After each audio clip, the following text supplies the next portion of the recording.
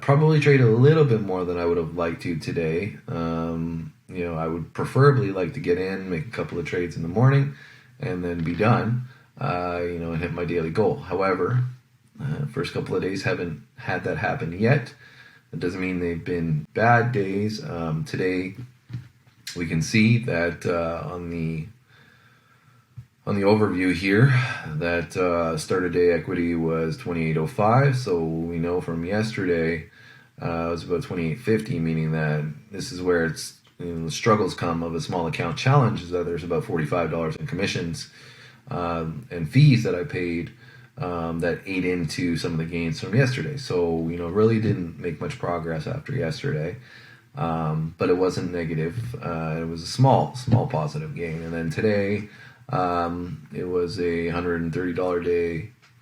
So we see that, right now equity's at $29.35. So again, after we factor in some of the commissions and everything else, it might be, maybe a $95 day green.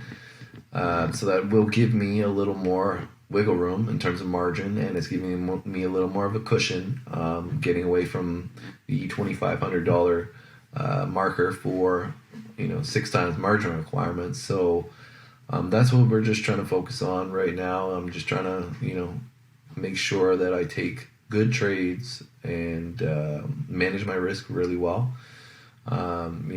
If I only end up making $100, a day, and I managed to make sure that there's no red days in there, or very few, that's still going to lead to growing the account and positive at the end of a month, right? So that's the big, focus is keeping that in mind, that, remaining patient is the key.